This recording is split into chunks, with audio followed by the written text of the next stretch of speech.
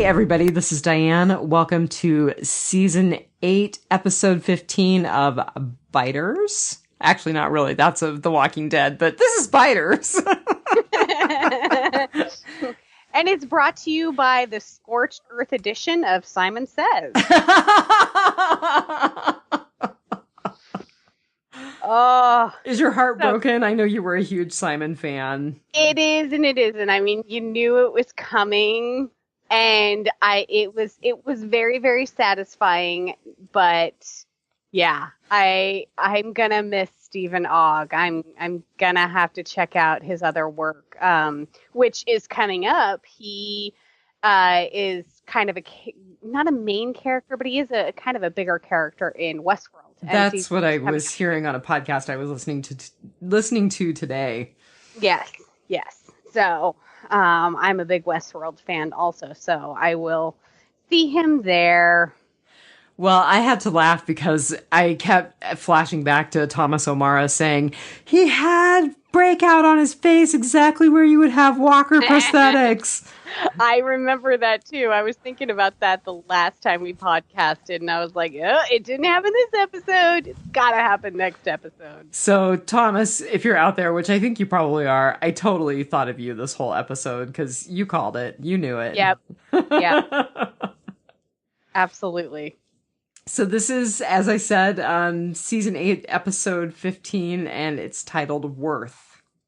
So I am falling down on the job with these titles. Oh, I actually caught it, but I had to catch it on my rewatch.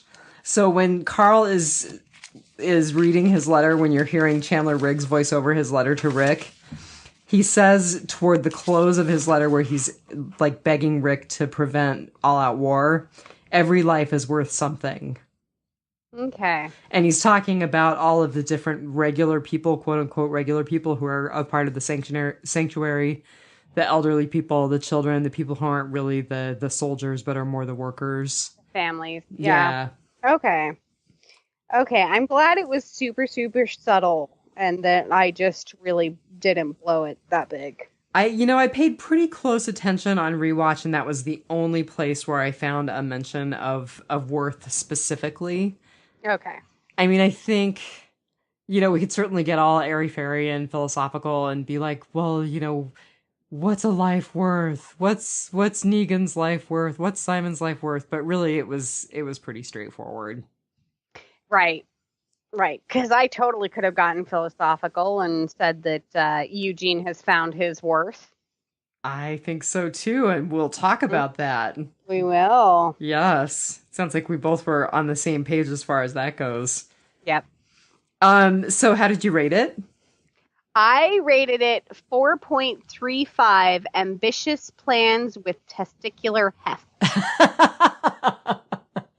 I was really hoping that would show up somewhere because that was a pretty funny line.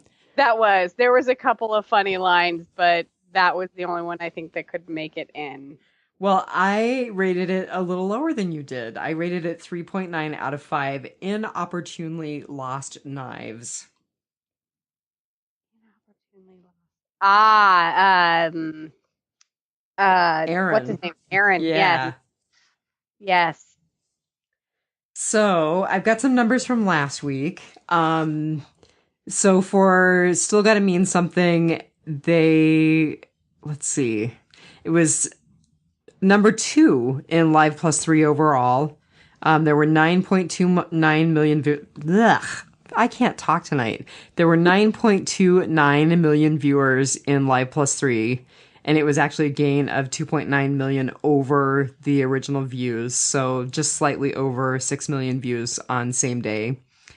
But here's some interesting stuff. So TV by the Numbers went back and they did their primetime numbers for March, and Walking Dead was number 1 in Live Plus 3 for the 18 to 49 group, and number 2 in Live Plus 7 for the 18 to 49 group, but it didn't even make the top 5 in the overall category. Wow. So it's really us 18 to 49ers who are pushing this engine. Huh. Which I thought was kind of interesting. That's the most coveted demographic, though, so it's okay. I know, but they're totally going to have to wrap it up because I'm rapidly aging out, man. I think if you're still watching, if you've been a fan from the beginning, you're watching now. I think you'll watch to the end. It still counts. It still counts. Yeah, I think you'll be one of the over 49-year-olds that watch. You just probably won't be the coveted demographic anymore. That's okay. I can live with that. Eagle Moss still got all my money for the figurines. No one wants to buy your information for sales pitching anymore. You know, Facebook doesn't have to buy my information because they totally have my number. You should see all of the shoes I've bought because of Facebook. Dear God. I get a lot of chocolate Target advertising. That's pretty funny. I don't know what that says. Well, it says you really like chocolate. So after my 49 demographic ages out, they'll be marketing diabetes medication to me. They'll be marketing silver sneakers to me. Walk fit. Right. That's funny. All right. So go ahead. Who's beating it? Do we know who's number one? If it keeps coming up number two, who's number one? Do you know? I didn't write it down. Okay. I want to say it was Real Housewives of Atlanta, but I didn't write it down. So I can't. I would have to look it up, which I can certainly do. That's okay. Not that important to you? Not that important to me. I just, yeah, I would have said the Kardashians or something. I don't even know if they're still on. No, I can tell you it wasn't the Kardashians, and yes, they are still on. Some Kardashian-esque reality show. I would prefer, like, Deep Space Nine Kardashians. Kardashians. That's Kardashian. I would prefer the Kardashians. Keeping Up with the Kardashians. That would be a great show. I would watch that. I would watch the F out of that show. That sounds amazing. And I'm totally not knocking the Kardashians. Like, I would love to be a bajillionaire for just, like, putting makeup on and, like, self-promoting bronzer all day on Instagram. That would be great. I would do that. Really? I would just hope I would have more to offer to the planet. Yeah, I might do more philanthropic things, but yeah. I mean, because even Britney Spears has some sort of foundation where she sends girls to summer camp or something. So. When you're being outclassed by Britney Spears, you need to step up your game. I somehow think Brian and I probably would not have talked about Britney Spears. I can't imagine Kirk and Jeff actually spending any time on their podcast talking about Britney Spears. The Real Housewives have truly taken over. We have. We have. The future is female. So writer, director, I decided that because this season has been so repetitive with writer and director that I was just going to highlight like one thing that each person did. So we've seen David Leslie Johnson before, but now he is David Leslie Johnson McGoldrick. Wow. So I'm guessing that he got married, and I'm guessing that whether he married a man or a woman, he took his partner's name. Or he lost a bet and has to use all of the letters of the alphabet in his name. But he is now David Leslie Johnson McGoldrick. And he has a Dungeons and Dragons screenplay slated for 2021. Interesting. He's so far out, so sought that he has a screenplay slated for 2021. And this is a total side note, I wonder if that's why they weren't able to put the Dungeons and Dragons element in Ready Player One.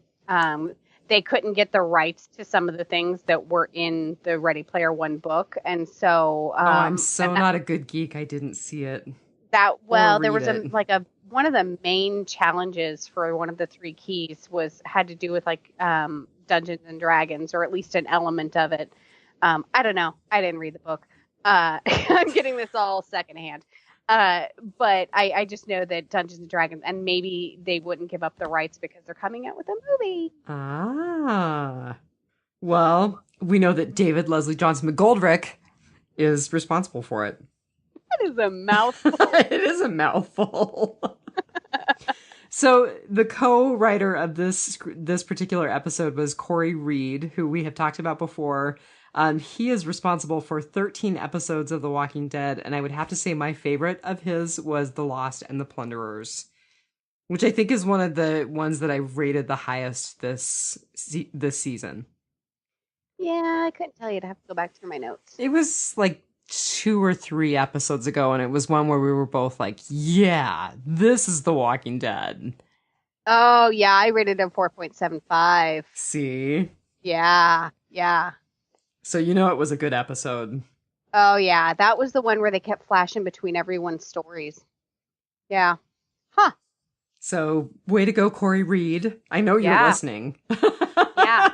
And thank you for not having an enormous name. Right. With every letter of the alphabet and then some. Yeah, single syllables. And then we had director Michael Slovis, who has 22 directing credits. He has 3 total credits for The Walking Dead, and I would have to say my favorite of his was Thank You, which is the one where Nicholas shot himself. And it wasn't my favorite because Nicholas shot himself. I just really liked it. So was that the one where, I can't remember if that's the one where it was revealed that Glenn's death was not Glenn's death, or if it was the whole thing that started Glenn's death. I'd have to actually go back and rewatch. Okay. Gotcha. So anybody else who's cooler and who is more caught up on that season rewatch than we are, feel free to let us know. Well, and I'm sure I could pop over to the IMDb page, but yeah, I like the writer-director stuff seems to be yours, and I seem to be the the Whisperer's Corner, which once again, I blew it. Well, there's nothing. There's not a lot. You're also the featured cast person. Yeah, and that's kind of what I focused on this time because for as big of social media person this is, I didn't really find out a lot that I don't think that you can't find yourself. But yeah, the Whisperer's Corner. So I think there's not a lot of scuttlebutt about like cast and crew and filming and blah blah blah because we are so close to the finale and everyone's just speculating on what's going to happen. And of course the cast is totally clammed up because they can't really let anybody speculate. Right. I mean, no one can even talk about next season or filming next season because we don't know who's gonna die next episode. Right. So, so there is nothing out there, and by nothing, I also mean that we don't know if Maggie's gonna be back. All I have to say is they would be fools. It would be a bad decision. Still no resolution on Lauren's contract. I feel like they're cutting it close. I mean, no matter what they do, how would they go about that? I mean, is this just going to be maybe what I think I predicted a couple if they didn't resolve it and they were just like, oh, we're not going to have Lauren for season 8, so off screen she dies in childbirth. Exactly. Time jump, off screen, dies in childbirth, Maggie's grave. Mm-hmm. Yeah, it's really the only thing I can think of that they could do unless they paid her big bucks to come back for like one episode and die in the season premiere. Oh, God. I hope that's not what happens. I really like Lauren Cohan. I know you do too. Yes. I love the character of Maggie. And she's just got some really powerful stuff going on right now, so I hope that AMC doesn't blow it. Right. So, featured cast, not someone as big as Maggie, but someone who turned out to be pretty cool. No, yeah, we talked, I was like, we've done Stephen Ogg. I don't think they can really do him again. As much as I would like to talk about Stephen Ogg, because I love Stephen Ogg. Right. Our featured cast member was Lindsley Register, who plays Laura, who played a very pivotal role this episode. And I just have to say before we get going, she is gorgeous. Okay, yes, she absolutely is. We were joking about this before the podcast, and I said between her and Tara, I think they do some sort of reverse Instagram filter and like make them not as attractive on screen. They totally do. Seeing those two off the show, it's like they are knockouts. Lindsay Register is big on Instagram. In fact, I think she'd be considered kind of an influencer because I think there's a face oil that she has a lot of pictures of. So I think she gets payments from those. But looks like a pretty. So I'm so not cool Instagram. I so totally don't have any intelligence as far as Instagram goes. An influencer is someone who makes their money advertising products on Instagram. Yes. Yes. You can get paid for shilling diet pills or shakes or travel pyramid schemes or but hers looks like some sort of beauty face oil. And they actually look really nice. It's actually really similar to one that I have used. So, good for you, girl. Make that money. But I have to say that her Instagram is beautiful. Like her pictures, I know like social media, everyone puts on their best face, but it's nothing but like beautiful shots of her and her husband and their animals, and she's vegan, so a bunch of vegan food that looks delicious, and just some really cool Walking Dead stuff, and yeah, so seriously, just when I saw her IMDb page, I was like, oh my god, this woman is gorgeous. Right. So she's really big on Instagram and Twitter, and she's also got a YouTube channel. I think the most current video is about 2 months old, and she talks about how she became vegan and living a vegan lifestyle and everything. And she's like, I know it's not for everyone, so don't think I'm shoving it down your throat, but if you want to know more, you can follow me on Instagram, and I usually share what I eat just about every day or every week, so you can follow my diet basically, and it looks delicious. Not that I'm adverse to a moose roast or anything, but some of the stuff she shares looks amazing. So, yeah, she's super fun. Her cats are Beowulf and Grendel, and I love those names. So I have to tell you, one of my all-time favorite books is Grendel by John Gardner, and it's actually the whole story of Beowulf and his heroic slaying of the monster Grendel from Grendel's point of view. Huh. It is such a good book. To this day, I still remember the very last line, which is, and so may you all. That's awesome, because I love it. Like we've always said, the villain is the hero of his own piece. Oh, this would be the perfect read to accompany a season of The Walking Dead. Yes, and I love that Disney's starting to do like Maleficent yeah, and I think they're going to do one for Ursula. And no it's way, like, really? Yeah, and a live. I don't know how they're going to do a live action underwater. I don't know how that's going to work, but well, it is Disney. Yes, they can do anything. They can do anything. But so. Yeah, I would love to see that. But yeah, Beowulf and Grendel, that makes me want to adopt more animals and name them Beowulf and Grendel. But she travels with her cats. She made a point of saying that on her IMDb page. Yes, she does. So she's super relatable on Twitter. She's so funny. One of my favorite tweets by her was, I know that eating bread with pasta is redundant, but I never apologize. And this was me for the last 2 weeks. Lately, I've been bad about answering my phone, so bad about answering my phone that it feels more like a pager. So she's super funny. She's the complete opposite of her character on the show, and she's just amazingly funny and sweet, and yeah. So being the old lady that I am like just finally starting to grok Twitter.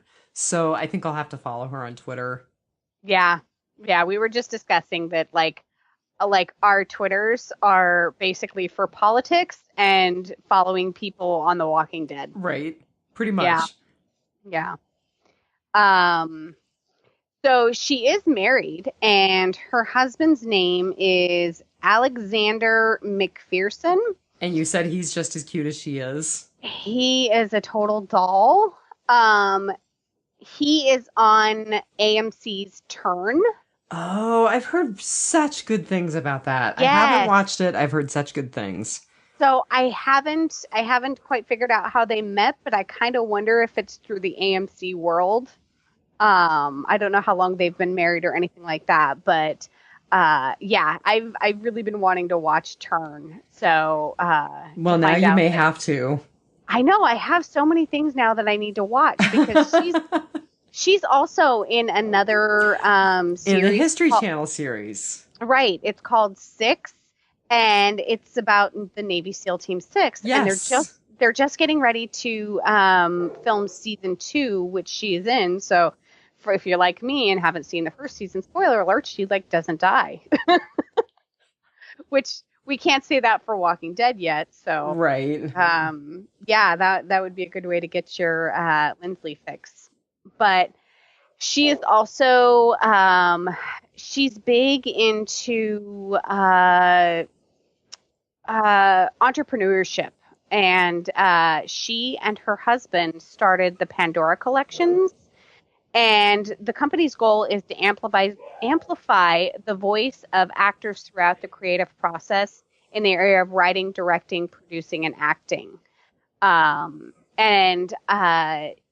She's done a couple of shorts where she's wrote, acted, directed, done all that cool stuff. And she's also coming up in another one called The Valley of the Dying Stars. Oh, that sounds cool. Yeah, so she's not a one-trick pony. She's got a lot more to her than just being an actress. So I think The Walking Dead it was very good for her career in that it got her face out there, and she's going to be able to achieve a lot of things that she may not have been. Like a lot of the actors and actresses we've seen on The Walking Dead, this is just the beginning for them. So she's definitely one to watch. Well, so I just wanted to add a couple of things about her. She was born and raised in Virginia's Blue Ridge Mountains, and she actually was going to be a teacher of English as a second language, but she decided to get a degree in acting instead. And she's got a double major. She has a degree in theater performance and a degree in theater education. Well, her parents were financial advisor and a high school science teacher, so teaching's in her blood. Well, and it makes sense that her backup was, if nothing else, I'll teach drama. Right. Because that's kind of the gist I got from that double major. Right. And she was actually a late in life TWD fan. She had somebody make her watch it, and she sat down and watched one episode and was like, I need to watch this entire thing, and binged it. And then through her manager or managing company, she got a dummy script like they all do for the Walking Dead cast members, where she read for a character and she submitted the tape and she got the part of Laura. Cool. Yeah. Yeah. So she says it's harder now. She was a huge fan of it. Once she became a fan of it, she was a huge fan of it. But it's actually harder now that you've seen behind the curtain. She says watching it in real life now is different now that she's been on the show. So that's really interesting, because a lot of people who have been on the show still manage to keep their fandom. Yeah, like Josh. Mm-hmm. I mean, he writes for EW every week on the episodes, so he's still a super fan. So and he's awesome on Twitter too. He is. I I think just about all the Walking Dead alum who were on Twitter are awesome on Twitter. I really enjoy Kari Payton on Twitter. Yeah. In fact, he shared a thing within the last few days. I don't check it daily, but I checked it before we got on tonight. And he said, it's almost like they knew. Well, when he renewed his San Diego Zoo membership, they sent him a bunch of stuff with tigers on it. Oh. Isn't that cool? That's amazing. So yeah, check Lindsley Register out on YouTube, Twitter, Instagram. I actually, that's funny. Like, for as big on Facebook as I am, I did not look at her Facebook. I looked at everything but. I don't use Facebook to follow celebrities. Neither do I. Yeah, I use Twitter, and if I can get more adept at Instagram, I will do Instagram. But I'm just not very good. I was telling Marnell before we were signing on that I have all of these pictures of marijuana burning on my Instagram. What's up with that? And then I realized, oh, I follow Snoop Dogg. And then we realized we don't follow each other on Instagram. No, but Lindsley's Instagram is lit. Like, I legitimately want her Instagram life. Like, it's beautiful. Yeah. So, that's our featured cast member, Lindsley. So, I guess that means we're headed into good, bad, and ugly. I guess so. So, you go. What was your good? I absolutely loved knowing that Negan knew this entire episode. He knew about Dwight and he knew about Simon. And I was like, I know one of them has to die this episode, maybe both of them, but I had no idea how he was in what order it was going to go and how he was going to reveal it. And I just thought it was so interesting that he knew that Dwight had betrayed him to Rick, and all Simon had really done was, killed all the trash people, which is fine. And killed all of the Oceanside people, all of the Oceanside boys and men. He had already been forgiven for that one, so I don't think that one counts. Oh, okay. Yeah, his serial killer pathology doesn't count in that circumstance. No, that was a freebie. Oh, okay. I feel so much better. Yeah, that was just an oops. Like, what once is an accident, twice is a coincidence, time enemy action. And so then the whole thing with Hilltop where he went against Negan's orders, and I really, really think that Negan was a little upset that nobody came to rescue him. It's like nobody cared, To his credit, everyone was like, he can handle himself. It's fine. It's just one other guy that's after him, But I really think that he was kind of like, yeah, you guys are dicks. So, but it was really, really exciting to see how he knew the entire time. And that Dwight felt that something was off the entire episode. But I think at every turn it was like, okay, it's because of Simon. It's because of Simon. And it was you could tell that it was more wishful thinking than it, than it's, I know that it's just Simon that messed up. The anxiety level of Dwight just has to be, his blood pressure has to be at stroke level, constantly. When Negan whistled from the second story and Dwight turned around and saw him, the look on Dwight's face is just priceless. Right? Yeah. Surprised to see me? Yeah. It's like caught with your pants down, parents come home early from the weekend and you've got a raging party. It is just that, I'm a deer in headlights. I can't move, And I thought that was so great because, at that moment, the audience, you could, it was tense for us. I can't imagine what it would be for Dwight. And then to have him go in to be like, what's up with Simon? And, we're just talking here and everything's okay. And then later on, after Simon almost got Lucille'd, to have him hold Dwight behind again, I mean, it was a cat and mouse game the entire episode with both Dwight and Simon, and I absolutely loved how that played out. So, did you totally think that he was going to get Lucille? I totally thought he was going to get Lucille.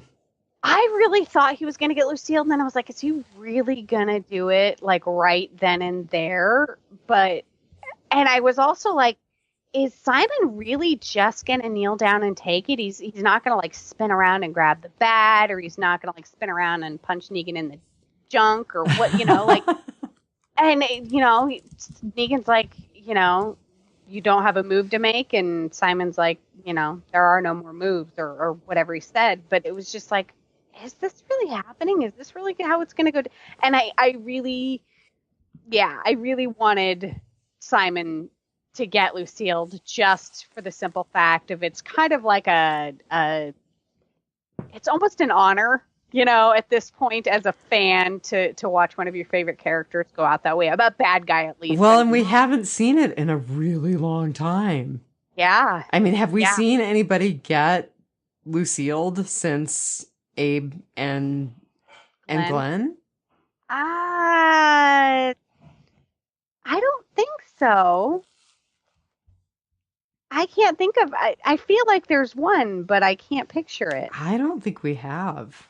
But I was honest. Like the pragmatist in me is like, oh, you're gonna make a mess in that room. Like Negan's gonna clean it up, But and then I'm like, he's gonna spatter all of the other saviors with Simon's blood. And like, I'm just thinking about the logistics of it. At this point, I'm not even like, oh, poor Simon. I'm like, that's gonna be a mess, Negan could give a damn. Oh yeah, right. But so I was a little disappointed he didn't get Lucille, but I am very glad to see him as a zombie. Yes, and he did have a good bad end, or a bad good end. I think if he'd have got Lucille, he wouldn't have come back as a zombie. So I'm very grateful for the way that he went out. Good point. Very good point. If you smash the brains in, you're not going to get a zombie Simon. But apparently you can put a 3-foot piece of rebar through a zombie's head and be fine. Only if you are skilled as Jadis. Apparently. Went through the ear canal or something. That's it. I know. I thought of that too. He didn't actually penetrate the brain. It was just a little ways into each ear canal, just enough to hold the head. I hate giving that out. That's not what happens. That's not how this works, and that's not how any of this works. So, what was your good? So my good was the letters as bookends. Oh. I like the way that they started and finished with Carl's letters. Yeah. I felt like Negan and Rick were really impacted very differently by Carl's letters. And I also felt like, it's kind of that whole Rick and Negan are bookends as well. Yes. So I thought it was a really nice parallel all the way around. Yeah, definitely. And I enjoyed that Carl read both of them so well. Michonne read Negan. No. I mean that he read as in he intuited what would reach Negan and intuited what would reach his dad. And I feel like Negan had more of an emotional response than Rick. Although Rick was crying, to be fair. Rick was crying, but Rick seems so... It's like he's been through so much that he's muted, like he's just... And Negan's still a little bit raw, like you can just the expressions, the emotions on his face. Well, he just choked the life out of his second in command, and he is trying to put down massive betrayal in his quarters. So yeah, it makes sense that he's a little bit raw. Yeah, and nothing's going right for him because now he's gonna have to kill everyone. Right. And he genuinely doesn't want to do that, it seems like. I actually was a little shocked that he was like, I don't care. This is all Rick's fault and everyone dies. I just thought that was really a good counterpoint, but a surprising counterpoint to his people are a resource. Well, at this point, his two top guys, his second and third in command, have gone against him. And he's got to get a handle on this thing. Even Simon brought it up when he was talking to Gregory about how, you have to make an example. Yeah, things like that can't stand. I So would say he made a pretty good example of Simon, yes, which of yes. course was his point. Well, and I was really surprised at that and how it played out because, like, I mean, I guess if Negan didn't win, it really wasn't his problem anymore, but it really surprised me that he genuinely put up had it was a fair fight. Do you There was feel like he was just really like it's a point of honor at this point? It's a dick measuring contest at this point. Oh, definitely. It always is with him. Yeah. Yeah, but then to have, Michonne go and read the letter and the emotions. I really wonder if that will affect him in the next episode also. I don't know. I think the next episode is going to be so hard and fast that we're not going to have a chance to see big emotional reactions like that. I think it's just going to be action driven. Yeah. Yeah, it's really too bad that everything's gone too far for everyone to heed Carl's advice. You know, I don't I think it's gone too far for Rick to heed Carl's advice in that, he may ultimately try to salvage what he can of the saviors. right, But I right. think it's definitely at a point where Negan's like, nope, he dies, she dies, everybody dies. Yeah, yeah. But at this point, nobody can just lay down their arms. Correct. Yes. I guess everyone but Negan could, but Right. I mean, I think I that's really true. I think that if Dwight could lead the saviors to a way of not going into all out war, that people would be able to lay down their weapons. I think Negan is the only one who can't. Negan and Eugene at this point. I don't know. I don't know. We'll talk about Eugene. Yeah. I'm being cagey. Okay. So what was your bad? So my bad actually has to do a little bit with my good. So we all speculated who got into the car, and 90% of the speculation was that it was Laura. Was Laura. Mm-hmm. And we were all right. And she did not make an appearance until right there at the end. And and Negan had this whole plan that he put into motion about how he got Dwight to betray Simon and set him up, and then set up Rick, and set up Dwight, and then set up, in turn setting up Rick, right, and all of these things. And I feel a little bit like we were missing a reel. So if anyone knows old timey theater stuff, when you put together a movie comes in several reels of film and they're put together. And when you ship movies around the country to different theaters, every once in a while a reel goes missing. And so you just have this action jump or a scene jump of like 10 to 15 minutes where there's a missing reel somewhere in there, and all of a sudden you're from one plot point to another and you're like, wait, what just happened? And I kind of feel like that. I really wish we could have seen the behind the scene with plotting with Laura and coming together with this, false map and setting Rick and Dwight and Simon up. I really wish we would have seen that rather than Aaron and Oceanside. Like, I feel that they could have just come in next episode and Oceanside could have just shown up with Aaron, and we could have all been like, oh yeah, of course he convinced him to come with, and save the day. And I really think they could have cut that out and put more of the backstory with Laura and all of that palace intrigue in there, and I would have been a lot more satisfied with that. So I really would like to see that missing reel. I think that is so funny because you know what my bad was? What? I literally have written the Aaron stuff didn't really fit. How will it fit into the finale? Oh, this is proof positive we don't talk about the show before we talk about the show. I too felt like, this was really wasted time. I didn't need to see Aaron dehydrated and starving on the outskirts of Oceanside. Right. I didn't need to see the Oceansiders going, well, he chose his path and we chose ours. That means nothing to me. Yeah. So, yeah, I really felt like they could. I felt like they were just using that to create a way to fit Oceanside back in. Yep, absolutely. And it just kind of felt like wasted effort. Yep. And I mean, it's not like none of us knew where Aaron was. Mm-hmm. We all knew where he was. We all knew what he was doing.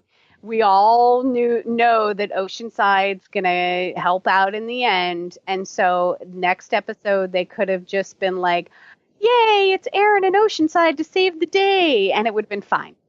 I did write a little note in the margin. What about Jadis? Are we going to see Jadis in the finale? I don't think so. You don't?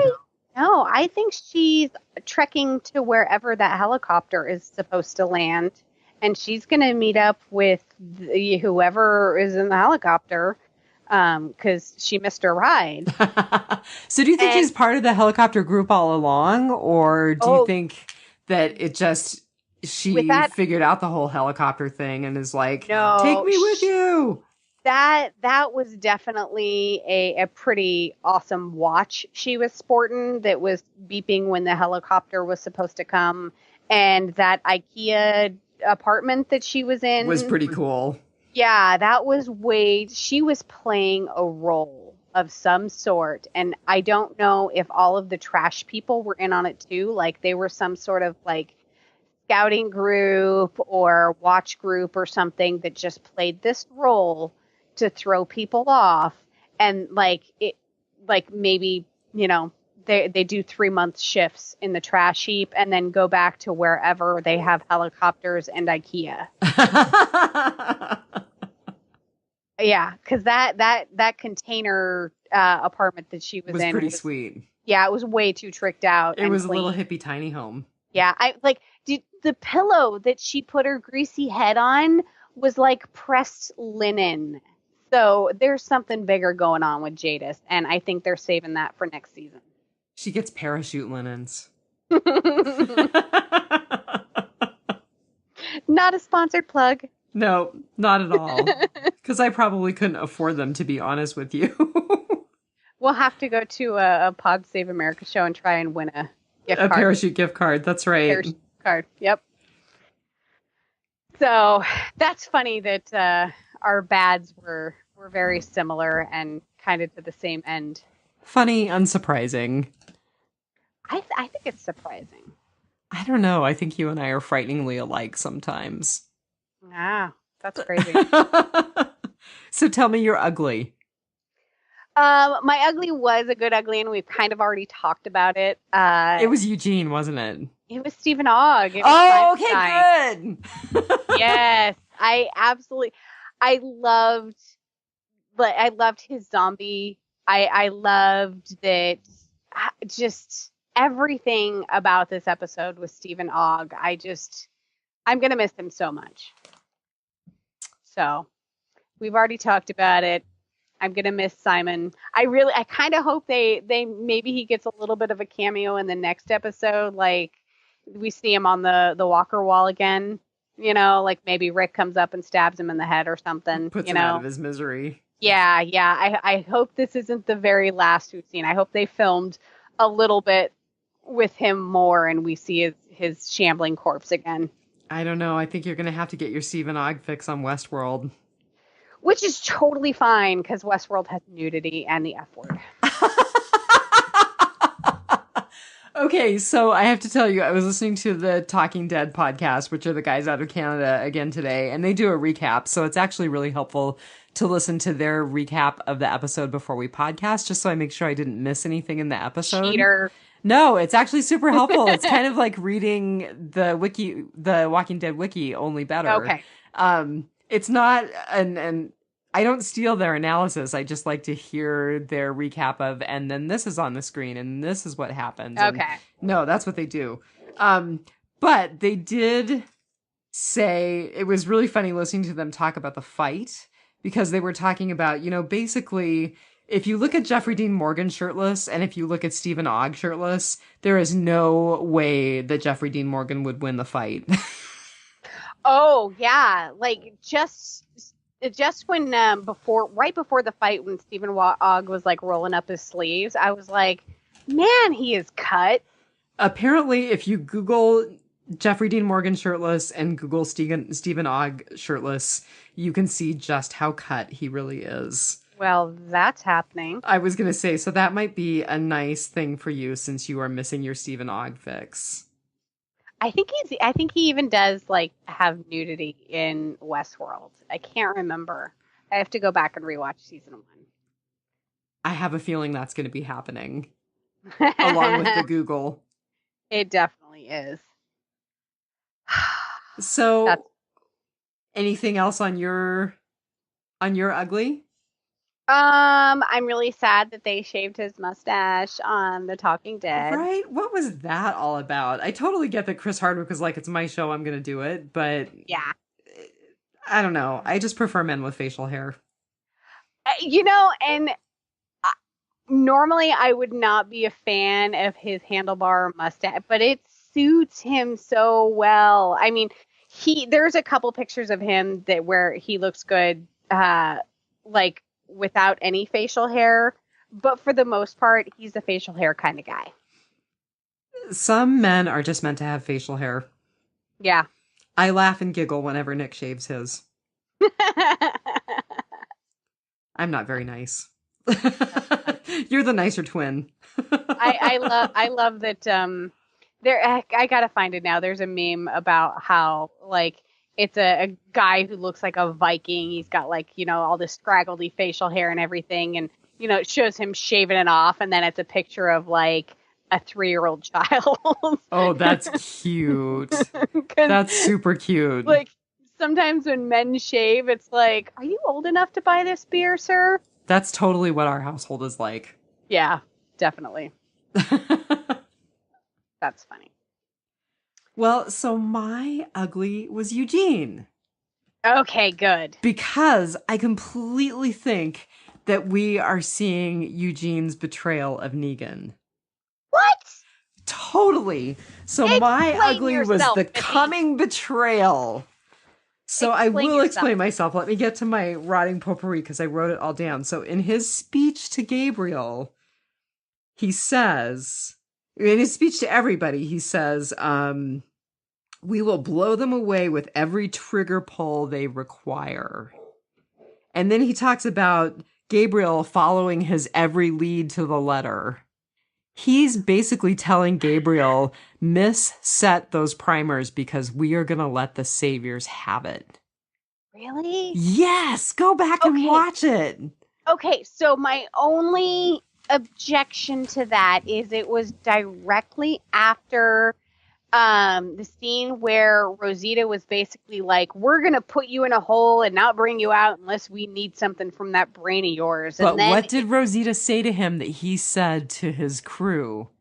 We're going to make our worthless lives or our pathetic lives, whatever they were, count for something. He quoted her words about him back to his crew. But he's so mad at her. Like, the look on his face when she said that to him. You totally have to watch it. Oh, like, I get where you're coming from. Because he also was like, we are going to be rewriting Savior's history. And I'm like, you're going to rewrite Savior's defeat. Huh. Because I get where you're coming from, and I totally want this to happen. But after Rosita and Daryl were running after, and she's like, he can't get back to the compound. If you see that pig, put a bullet in him. Oh, no. And, like, he just looks he looked determined. I will give you that. It wasn't, it was hurt and determined. He is totally going to screw the saviors over.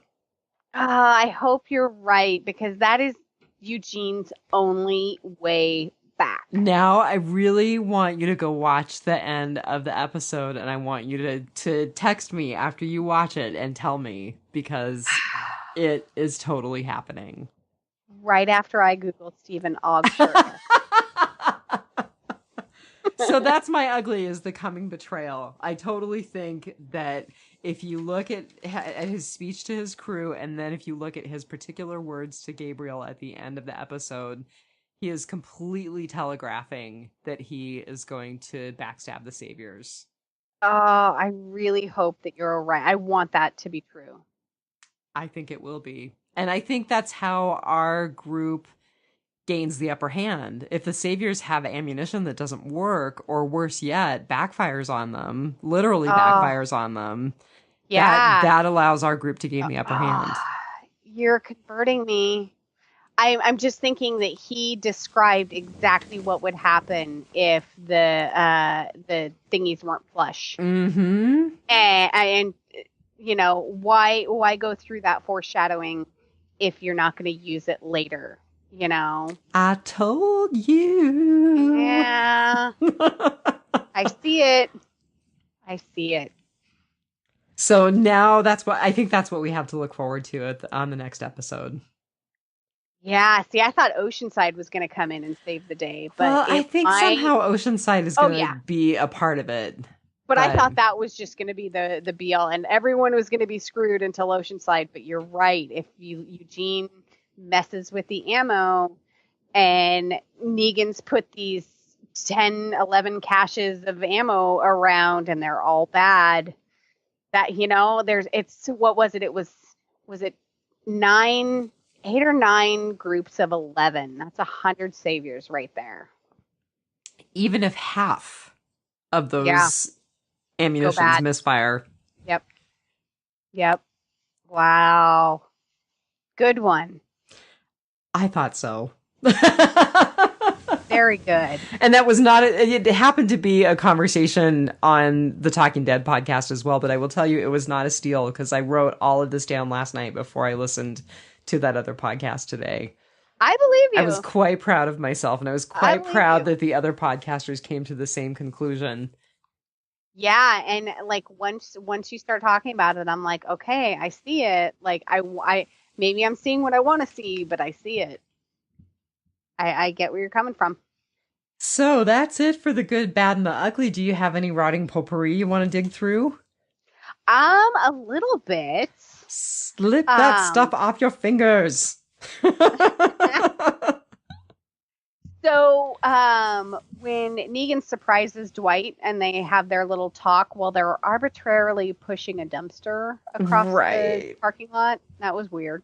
Anyway, the end of that scene when Dwight looks out at the fence and that walker is tied to the fence, the walker actually has the mirror image scarring that Dwight does. Oh, I missed for the side that. Of his face. That's cool.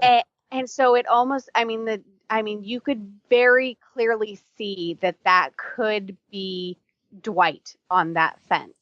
You know, burned half of his face rotting off, and they even made it kind of look like him, I think. And so it was, you know, it was foreshadowing, and you could just see the dread in Dwight's eyes, and that, you know, like, something's up with Negan and I'm gonna die. I actually think, now that you say that is ripped right from the comic books. I seem to remember that as a panel in the comic books.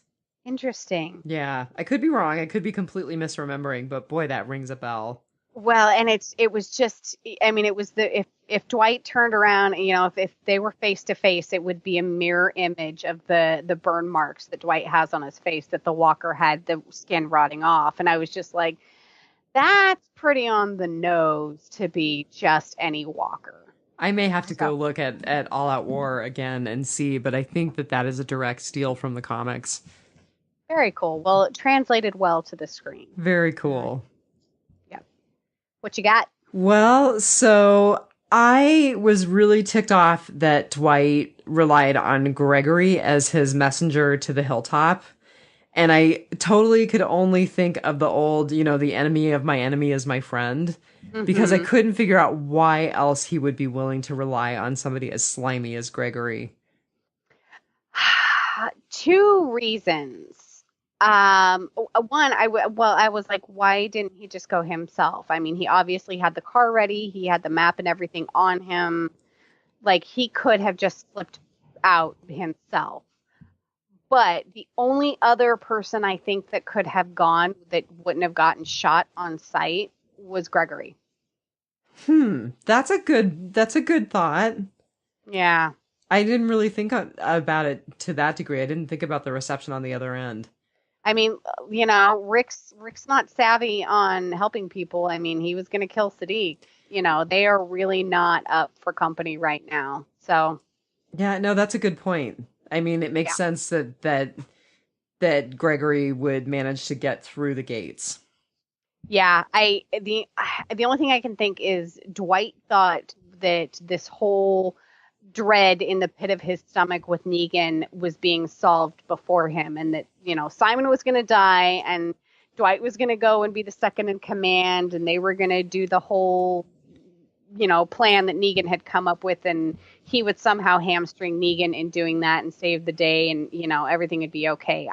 I think that's the only reason why Dwight didn't go himself and sent Gregory, and Gregory's the only other person that could have gone. Yeah, I think Dwight thought that he could be more useful at Negan's side rather than in the hilltop with the coming conflict. Right. The other thing is that Gregory was clearly Simon's ally, so Gregory had nothing else really to lose. Yes. Yes. And both Dwight and Gregory knew that at that moment. Gregory's like shrinking away, and Dwight grabs him by the arm, and Goose steps him away, and is like, "You got to go now." And Gregory's like, "Uh huh." Ain't no stopping to make coffee. I'm just going.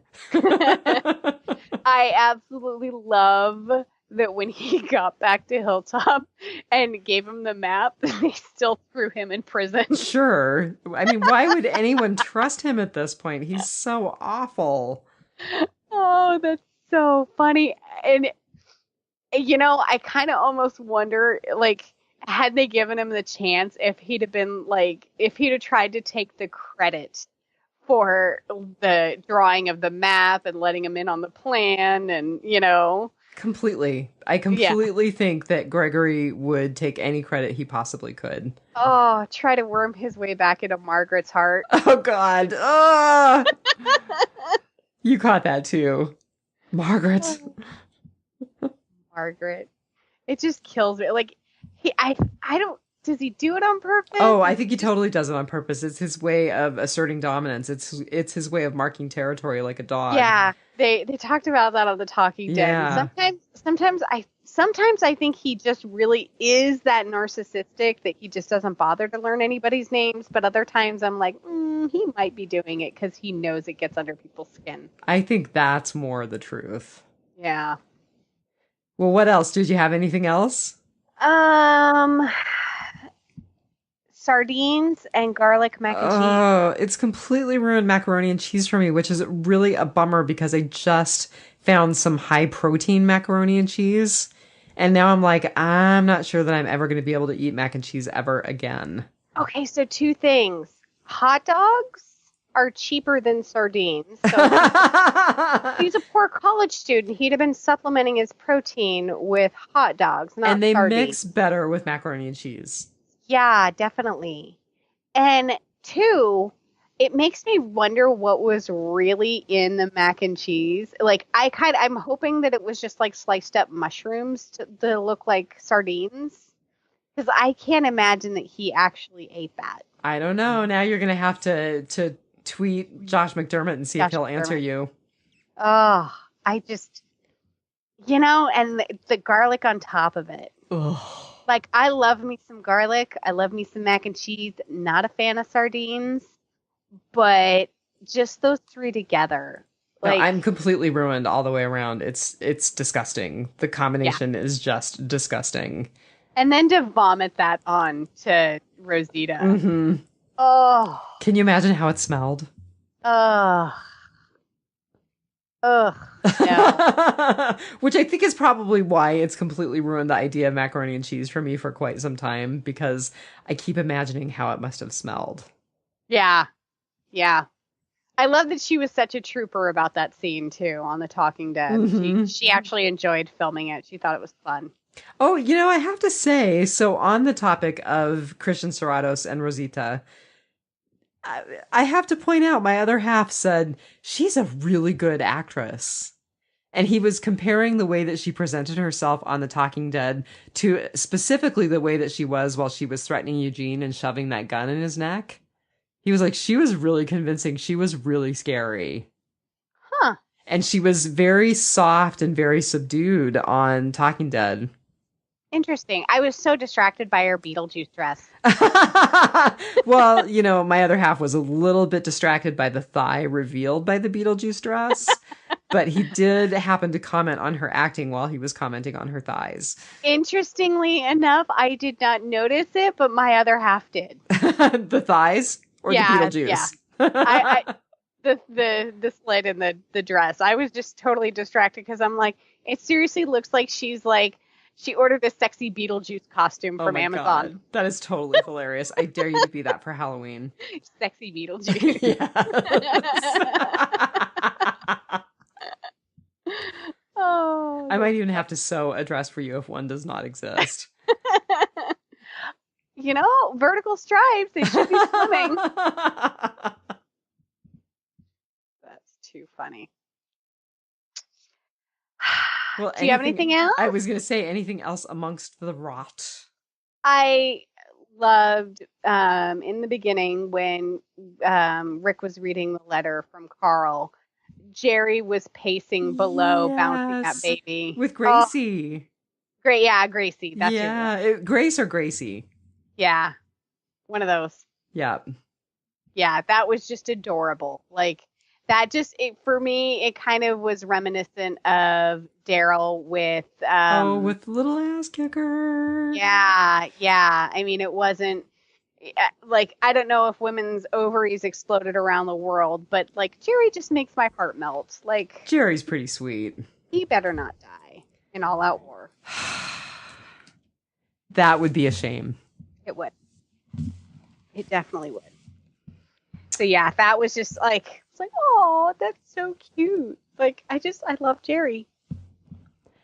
I also liked that we got that image of Michonne and Judith together. That was really sweet. Yeah, and it was right after Carl said, take the walks with... take the walks with... with Judith. With Judith. Yeah. She'll remember them. Oh. And then you see Michonne walk up with Judith, and I'm like, yeah. That's super sweet. That was very pointed. Yeah. I liked, too, that they had Chandler Riggs come back and do the voiceover for that letter. I liked the way that they delivered Negan's letter. I thought that was really clever. And I liked that we got to hear Rick hearing Carl read that letter to him. Yeah. Yeah, definitely. I thought that both ways that the letters were delivered was really good. And I was hoping that we would hear at least some of the letters. So I'm glad that they did that.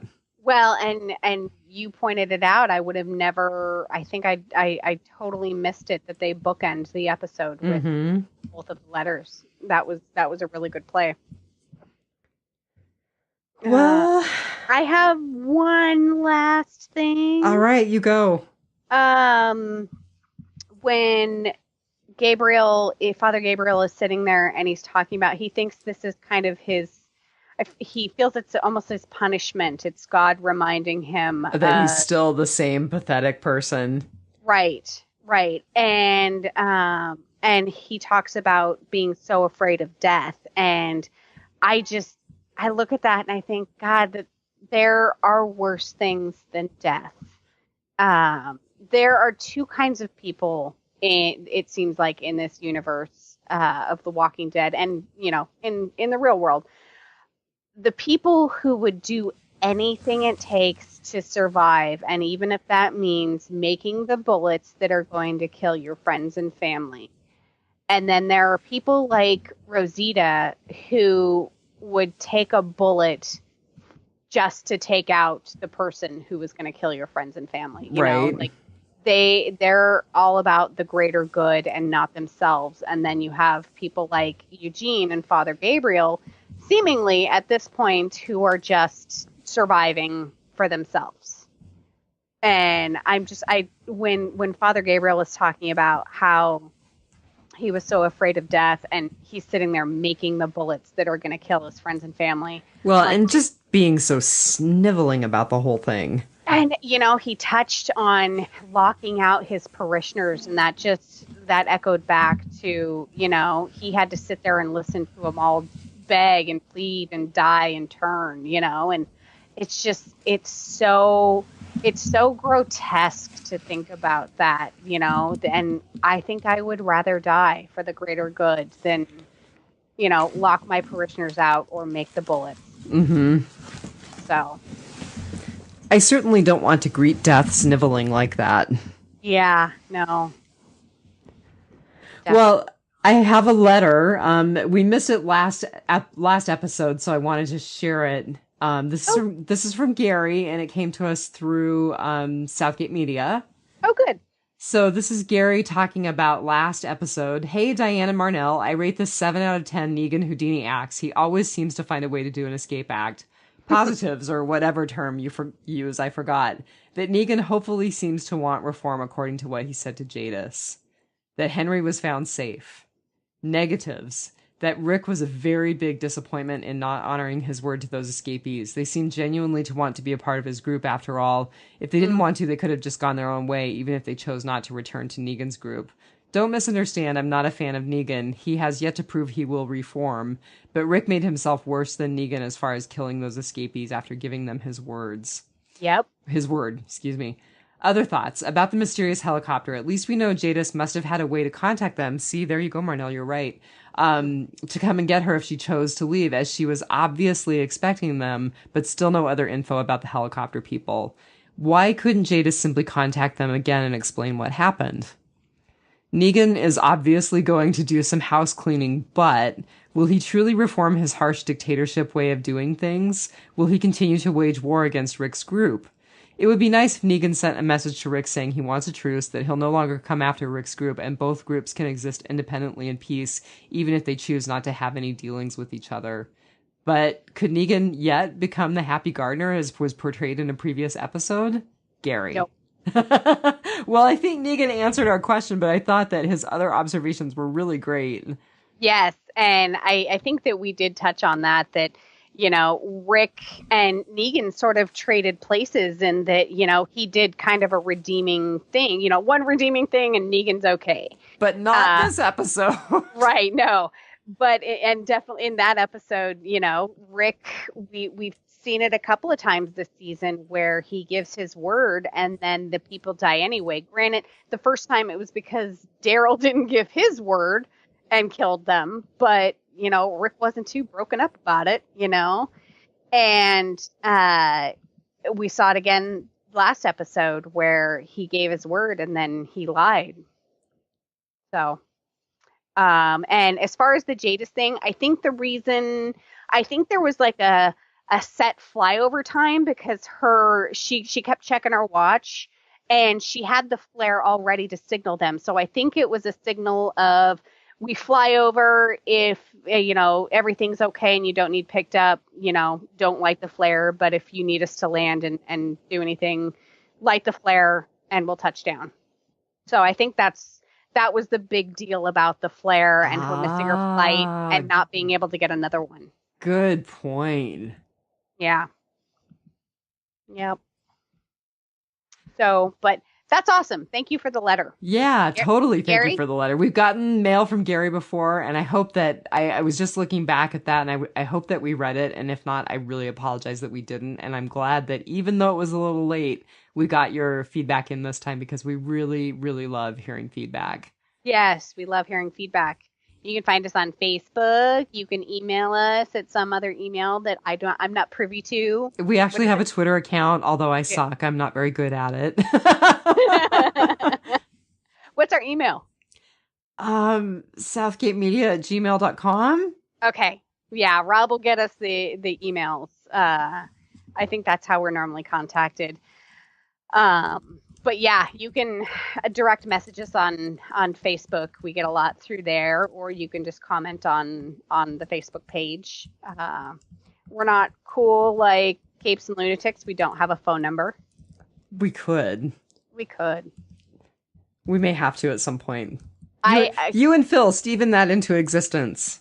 Okay, so I actually have a landline phone number. It spells something out. I'm not going to give it out on the episode.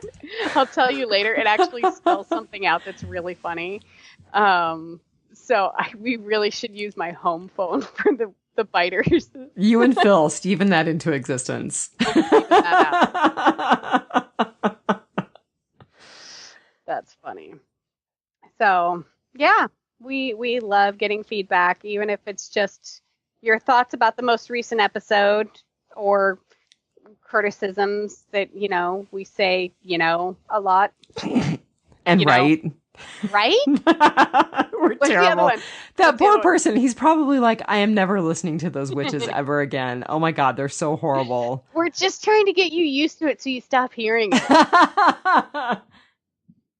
I do that. I've listened to other podcasters where something will annoy me when I start listening, and like 20 episodes in, I don't even hear it anymore, or it makes me giggle. So usually it makes me giggle. Yeah. So I'm gonna say, just remember, take it one dead day at a time. Oh, take it one dead day at a time. One dead. Daytime. Spooky chef. Spooky chef. That's for Brian. you, Brian. All right, everybody, have a good week. Oh my God, we're coming up on the season finale, and then the premiere of Fear the Walking Dead. It looks so good. Still can't believe I'm interested. Oh my God, what a traitor to myself. So we will be podcasting those two separately. If Walking Dead fans don't like Fear, or Fear fans don't like Walking Dead, whatever. So we'll people have a chance to piece out. We will podcast them separately. So expect the review of the season finale for Walking Dead first, and then probably the following night we'll go ahead and do Fear. Yep. So you'll get a 2 for that week. All right, everyone. All right, have everyone. A good week. Take good care. Bye. Bye.